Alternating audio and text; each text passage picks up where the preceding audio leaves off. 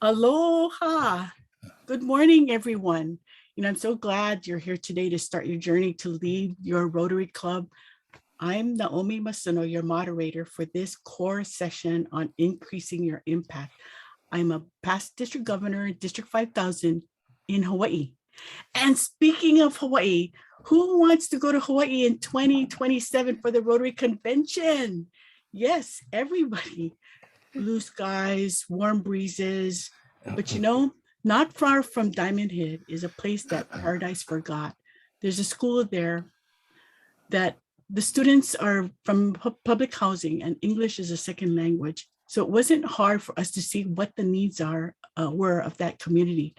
The school had a really serious problem. If they didn't meet the test scores that third year, the teachers would be let go and the school would be taken over. Our Rotary Club volunteered to help with a cram class during spring break. We worked with the students, we tutored, and some of the Rotarians said, this is mission impossible. But we plowed on, and later on, there's a TV news interview with the principal, and she's reporting the good news that the school passed, and she's thanking Rotarians on TV. And so it was at that moment that made me see that we made a difference for those kids, those teachers and the parents. We made a lasting change in ourselves as well, knowing that we helped to make an impact for those students. We have a Hawaiian word for what we did.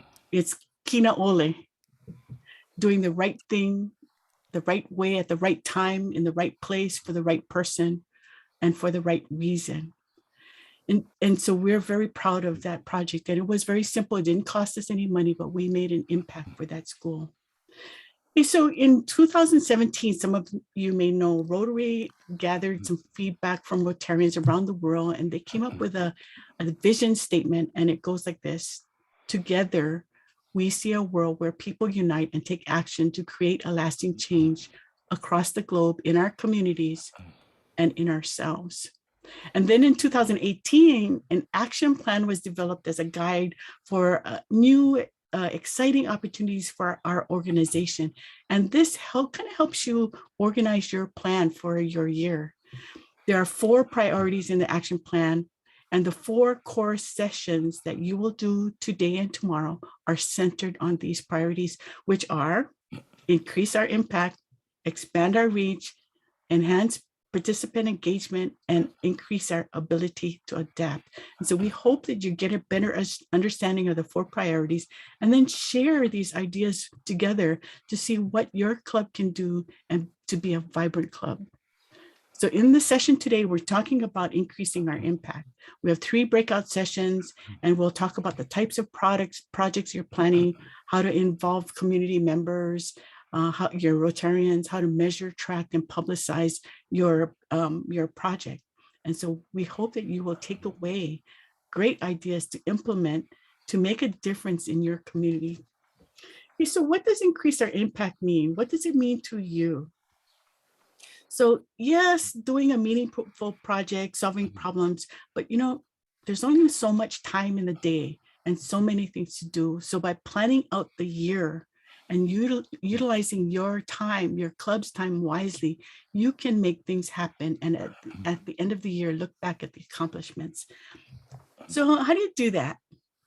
You're the CEO of your club. You have the board, the members, the beneficiaries to care for. And what you might want to do is do a vibrant club workshop in May.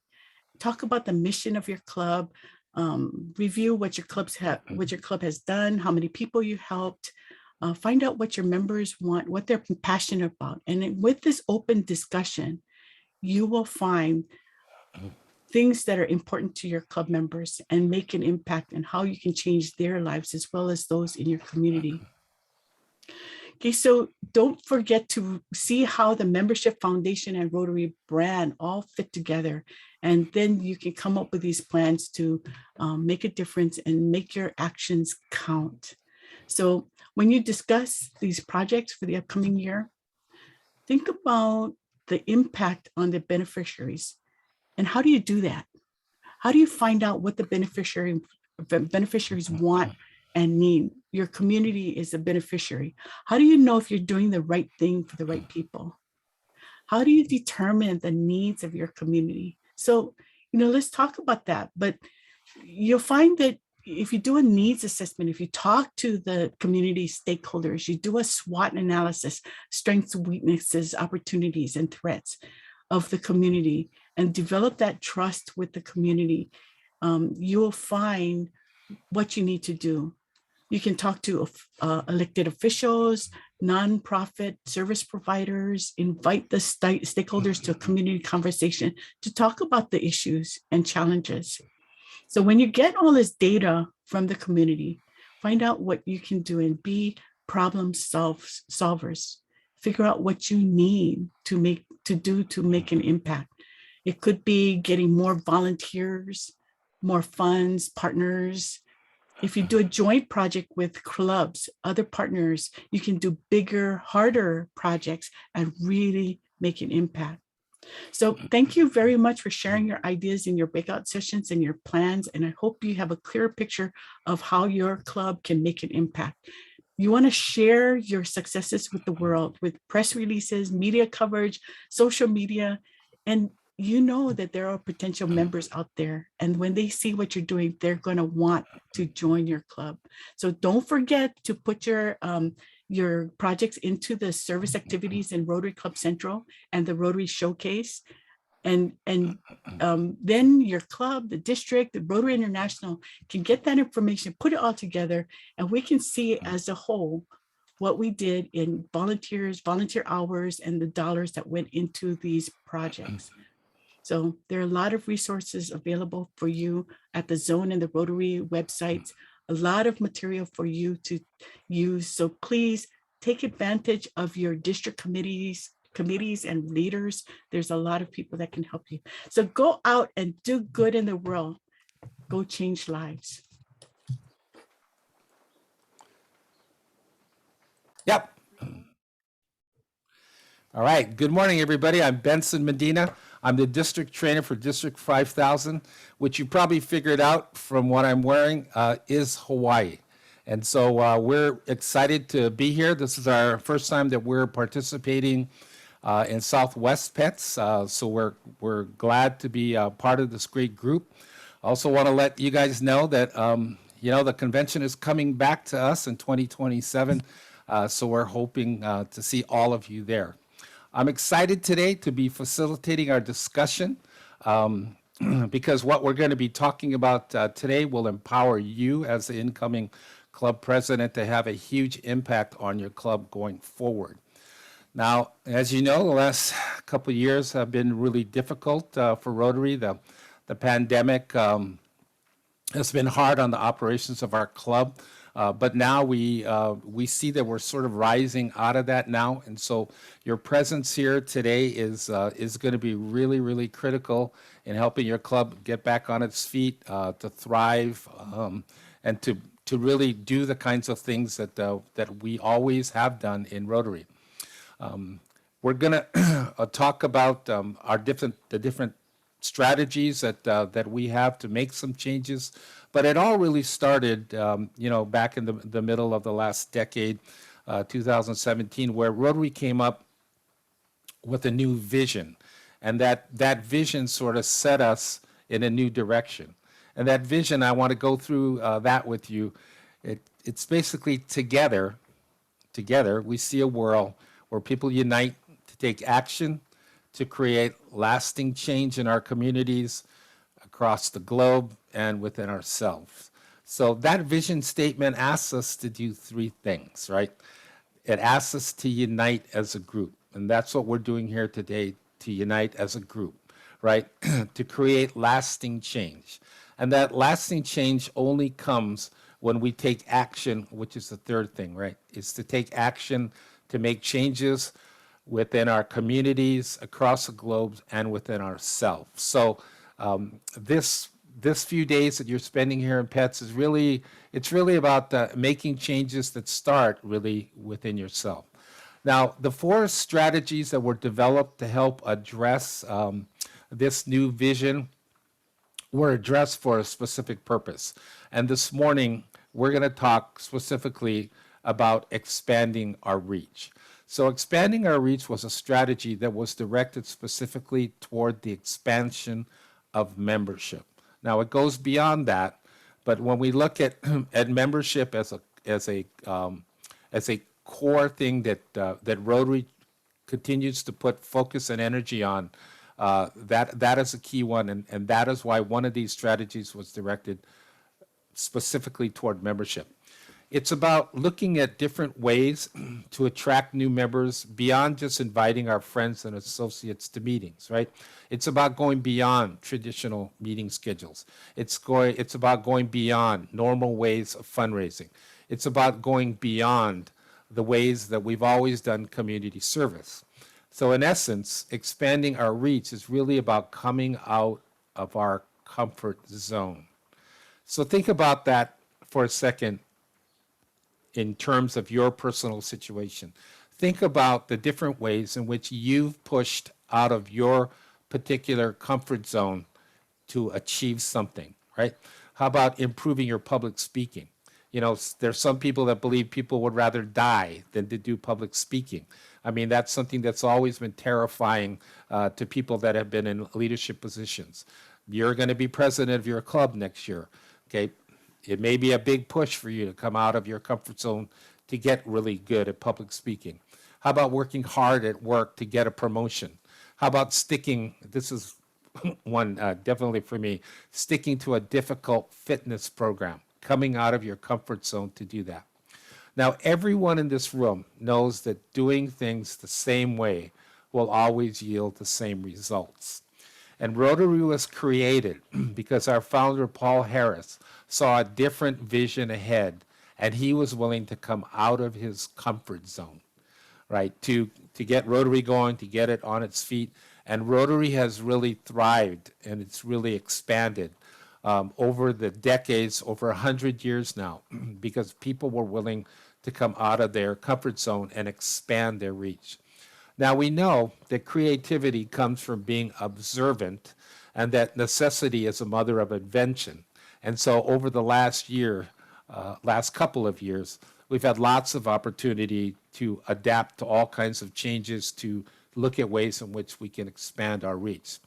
Now, before we go into our breakout rooms, all right, because we're going to come up with these really innovative ways in which that, you know, we can look at ways in which we can expand our reach within our communities, within our clubs, within the types of different things that we're doing in our clubs. But before we go to our breakout rooms, I want to pose a question to you before we head out, and that is, what is my club willing to do to expand its reach? Because, you know, during the time that you guys are here, you're just being bombarded with all of this information. And your job as the president-elect is to basically find those things that are going to work for your specific situation, because every club is different. You might be in a small club, less than 18 members. You might be in a medium-sized club, 18 to 30 members. You might be in a large club, over 30 members. And so every club has a different personality. And so your job as president-elect is to look for creative ways to impact your group. So I'm really confident that we're going to go into our breakout rooms. We're going to come up with some great innovative ideas. And on the other side of that, when we come back, we're going to talk specifically about how to take those ideas and integrate them into the daily activities of what your club is doing, so that you can have a more vibrant club and that you can have a really good year coming up as the president-elect. So I thank you very much for your attention, and let's get going and break out, start talking about it. Thank you.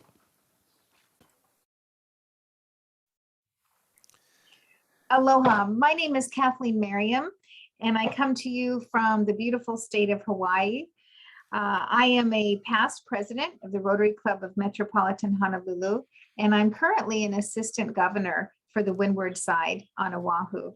So it's so exciting to be here with all of you. And I have great memories of my pets. I'm thinking that pets is probably one of the most memorable experiences, where it's so fun to meet other people that are in the same position as you are. The next few days are going to be so exciting, and I'm really honored to be here with you and to be a part of your journey. So you've probably been hearing that there's these 4 areas that we are focusing on for your training. And these 4 areas are going to be, reoccurring themes. Again, increase our impact, expand our reach, increase our ability to adapt, which I know we've all been doing that over the last 18 months. And today, for this workshop, we're going to be focusing on enhanced participant engagement. So basically, we'll be exploring that topic, and I want you to be able to walk out of this room today with some clear action steps about what you can do when you get home to enhance your participant engagement. So I've said a little bit about where I come from and what clubs I'm from. What I'd like to do is take time now to hear, who are you and where do you come from? And so why don't we go around and introduce ourselves? We could do that with the 2 people I have here. Is that somebody else from Hawaii? I see a bright aloha shirt. Hi, Kathleen. I'm Benson Medina, and I'm with the Rotary Club of South Hilo, and I'm really happy to be here. Thank you. Aloha. Thank you. Glad you're here. And I'm Naomi Masuno from District 5000. West Honolulu is my club, and I'm going to be a sponge taking in all of your great ideas. Oh, great. Great. Thank you. Welcome, Naomi. Great. So again, welcome. I'm so glad you're here. So what does it mean to enhance participant engagement? That's what we want to spend the next few minutes on, to really explore what does that mean. It sounds easy, but actually, I bet you have maybe been challenged by that, especially over the last few months. And so as I reflect about that, I've been thinking about how in my club experience, I remember being able to kind of go from sidelines to super engaged because the club was willing to take an idea that I had and implement it. So for example, I'm interested in mental health. That's what I do for a living. And I saw some projects, some areas, some programs that really needed some improvement. And so I went to a community service committee and said, I think we could do some improving of this building. And this community service committee said, we like that. Would you like to help plan it? I said, sure. And so the money was approved. I could recruit some friends, the fellow Rotarians I liked and was meeting. And then sure enough, it became a project and everybody was excited and I had so much investment in it. And then the next time people were looking for a project, I said, oh, I know this organization. And so I developed this pattern where I was personally invested and interested and I could get other people. And so what I've noticed is if people have a chance to work on projects and organizations they work with, and they have that investment, then they're really excited about being in Rotary. And so I see this over and over, and that would be my example. And I bet you have some examples, but that to me is what gets people off the sidelines and jumping into active Rotarian membership. And so I want you all to think about, gosh, how can I take somebody off the sidelines and maybe more to be more active in my Rotary Club? One of the things that I think we can get stuck on is who is really the customer? Because of course we care about the community, we're serving the community. So we think that maybe those are our customers. For the purpose of this workshop, guess what? Actually, our Rotarians, our members, they are the beneficiaries. So we have to really think about what can we do to engage our own Rotary Club members. So we're going to take some time to think about that, to brainstorm about that. And I want you to be able to give some examples of how that kind of thinking can benefit your own club. So we're going to break into some groups and I'm going to give you some questions. So for example, one breakout group, we're going to start out with how will you learn and incorporate the expectations of your club members into your plans? So how will you go ahead and deal with members' ideas? And will that engage participant engagement? So will that enhance it? So we're going to take some time now to do that. And so I'm going to go around. By the way, I'll be kind of stopping in at each group as we have you in your rounds. So I'll be going around. So I'm going to do that. And then the idea is that we will go ahead and summarize and have people share, and then we're going to switch into another group. And the next group is going to be, how will you measure and respond to the satisfaction level of the members of your club?